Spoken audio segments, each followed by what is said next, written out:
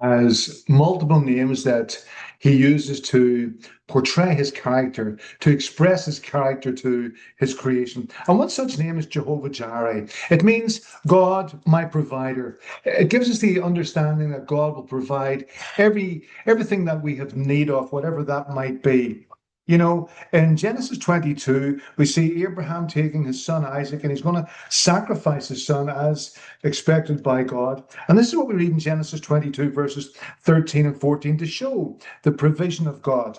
Abraham looked up, and there in a thicket he saw a ram caught by its horns. He went over and took the ram and sacrificed it as a burnt offering instead of his son. So Abraham called that place, the Lord will provide, or Jehovah Jireh if you want. And to this day it is said, on the mountain of the Lord it will be provided.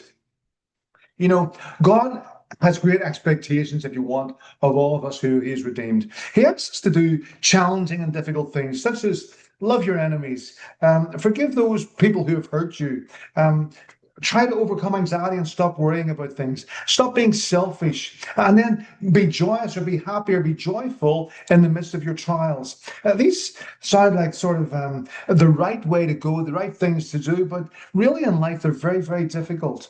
But you know, as we follow God, we begin to understand that He meets all of those. He provides all of those needs for us to do and achieve those incredible tasks. I wonder today, what possible things is God asking of you? What's He asking you to do today as you go about your life? Something that's really difficult, challenging.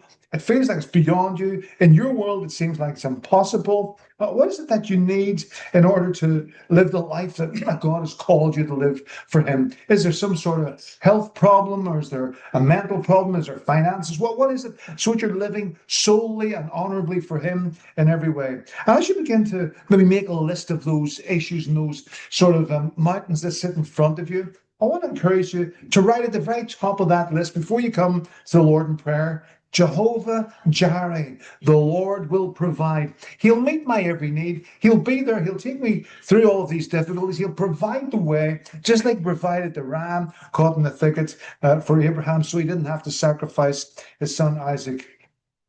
After you've committed all of that to prayer, I want to encourage you to do this. Take these words of Romans chapter 8, verse 32, and apply them to your heart. In fact, maybe write them or close your prayer off with these words. He who did not spare his own son, but gave him up for us all, how will he not also, along with him, that's Jesus, graciously give us all things? Do you catch that last phrase? He's going to graciously give us all things by which we can serve and glorify and magnify Him. That's the provision of our great God, so that He alone is glorified. He's using your life, He's using my life to glorify Him, and He provides everything, enabling us to do that. So as you take that on board, I want to encourage you to be blessed today and to continue to bring every aspect of your life to Jehovah Jireh, the great provider, your great provider, my great provider, the great provider of all His people. He's provided salvation in Jesus. He will hold nothing back from us. He wants to use us and bless us and bring glory to His name through His expression in our lives. Be blessed and keep pressing on as you have a great week, and continue to living for Jehovah Jireh and calling Him for every need that you have. Thank you for listening. Look forward to catching you next time. See you then. Take care. Bye.